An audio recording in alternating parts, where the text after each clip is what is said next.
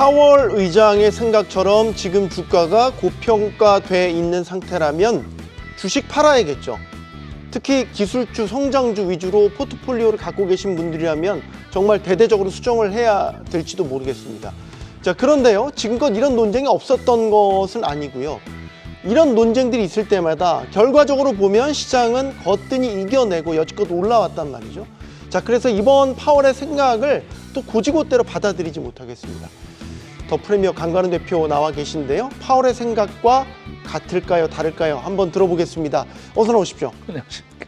파월의 주식 고평가 발언 어떻게 보십니까? 저는 뭐 여기 일주일에 한 번씩 올 때마다 항상 말씀드렸던 게 미국 시장이 싼 거는 아니다. 고평가가 맞다. 이렇게 계속 말씀을 드렸댔어요. 지난 10년간의 S&P 500의 그 선행 PER 평균을 보면 18.5배 정도 됩니다. 그러면 지금은 어디가 있느냐? 지금 S&P 500의 선행 PER은 23배에 가 있습니다. 우리가 평상시에 1시그마, 2시그마 범위를 얘기하는데 2시그마 범위를 지금 벗어나 있으니까 파월 의장 눈으로도 지금 눈이 좀 거슬리는 거죠.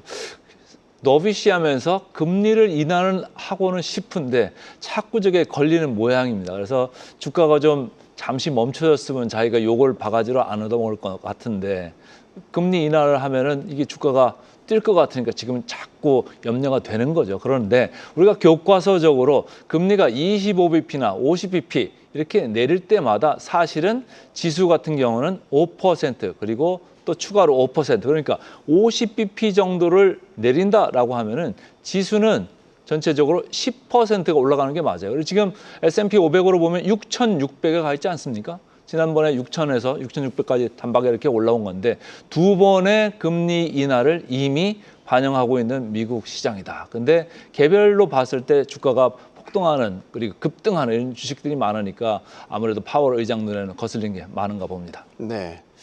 파월 의장이 뭐 거슬렸다고 하더라도 지수는 계속 갈 수는 있는 거잖아요. 뭐 그거를 고평가인 건 알겠는데 고평가에도 계속 가면 가는 거 아닙니까? 그렇죠. 지금 이제 CME 자료를 보면은 금리 인하 가능성을 계속해서 지금 얘기를 하고 있어요. 제가 계속 그 금리 인하 가능성이 뭐 금년 안으로 1회에서 2회 정도 더 있을 것 같습니다. 그리고 내년 1분기에도 1회 정도 금리 인하 가능성이 있다. 지금 표가 나오고 있지 않습니까? 그럼 사이클은 시작된 거죠. 네, 이미 금리 인하 사이클은 시작됐다 이렇게 보는 거예요. 그래서 약간 도비시한 느낌이 있어요. 금리 인하를 하고는 싶어요. 지금 어떻게 보면은 인플레이션 압력은 있으나 일회성이라.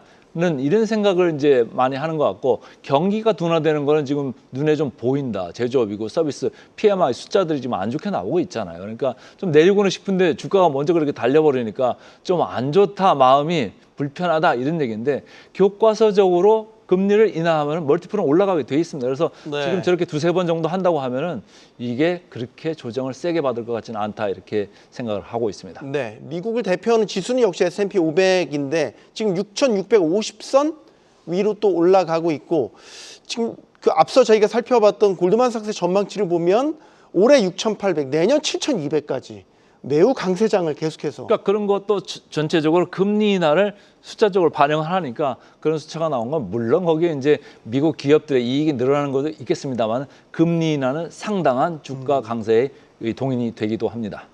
강 대표님, 그런데 위험자산인 주식과 안전자산인 금이 같이 오르는 때는 많지는 않았어요. 근데 지금 같이 오르잖아요. 그러게. 비트코인도 그렇고 이건 어떻게 해석해야 됩니까? 근데 최근에 비트코인은 조금 양상이 달라지고 있죠. 조금 빠진 것 같죠, 유동성이? 네, 달러가 한쪽에 있고 그 반대편에 VS 해가지고 금하고 비트코인이 있었는데 최근에는 안전자산 그리고 인플레이션 해지 여기에서 금에 대한 수요가 많아지면서 중앙은행들이 이제 금 쪽에 투자를 많이 하니까 금 가격은 계속적으로 올라가고 있고 앞으로 뭐 5,000불 간다 뭐 이런 얘기도 나오고 있지 않습니까? 근데 이쪽 비트코인 쪽은 조금 양상이 달라지고 최근에 조금 관심들이 떨어지고 뭐 매도 압력들이 있으면서 지금 전체적으로 수급이 안 좋습니다. 그러니까 꼬이니까 지금 11만 불 여기서도 조금 더 밑으로 가는 거 아니냐. 오히려 위험 자산 그 취급을 받고 있다. 이렇게 VS를 제가 좀 걸어봤는데요. 그래서 네. 금 쪽으로 달러화가 약세되면서 금으로 그리고 인플레이션이 지금 계속적으로 아주 스티키하다. 오랫동안 고공권에서 지금 인플레이션이 있으니까 금을 사는 게 좋은 거 아니냐. 이게 컨센서스가 이루어지는 것 같습니다. 그래서 뭐 주식시장이 올라가는 거와 비슷하게 금도 이렇게 올라가고 있는데 금년에는 금이 미국 시장보다 훨씬 많이 올랐습니다. 네. 자, 지수가 이렇게 많이 올랐는데 투자자들의 심리 상태는 여전히 적당히 탐욕적입니까? 그렇죠. 참 희한해요. 이게 희한하네. 왜 적당히 탐욕적이죠? 되게 과하게 아니 이 탐욕적인 것 정도 같은데? 되면은 극단적으로 탐욕적인 수치가 나와야 되거든요. 네. 그러니까 75 이상으로 나와야 되는데 제가 일주일마다 올 때마다 말씀드리는 게 지금 50대 후반, 60대 중반에서 계속 왔다 갔다 하고 있어요. 이렇게 뜨뜻미지근한 장세가 되면은 주가가 꺾이기가 쉽지가 않다 이런 얘기예요. 지금 뭐 CNN 비즈니스 수치가 나오고 있습니다만 탐욕 구간에 그냥 정 가운데 있어요. 아주 극단적인 탐욕이 아니에요. 극단적인 탐욕으로 가면 조금 팔아라 이렇게 좀 말씀을 드리고도 싶은 지금 주가 상황인데 심리적으로는 그렇지 않습니다. 그래서 제가 볼 때는 이런 장세는 그렇게 뭐 파월이 조금 내렸으면 좋겠다 이런 생각을 하고 있습니다만 그렇게 쉽사리 꺾일 그런 강세장이 아닌 것 같습니다. 네. 개별주들의 비교를 한번 가보죠. 시장을 끌어왔던 엔비디아가 대규모 투자 소식을 발표하면서 확 타올랐다가 파월의 발언으로 확 또 뒤로 밀렸습니다. 최근에는 브로드컴의 주가 흐름을 더 유심히 보는 투자자들도 상당히 많이 있습니다.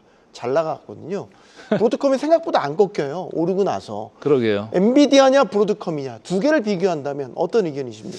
엔비디아는 이제 확실하게 AI의 절대 강자로 이렇게 이제 자리매김을 하고 있는 거고 이제 맞춤형 AI 칩 이쪽에서는 아무래도 이제 브로드컴을 이제 보는 건데 시가총액 그 사이즈로 보면 이제 3분의 1 크기거든요. 브로드컴이.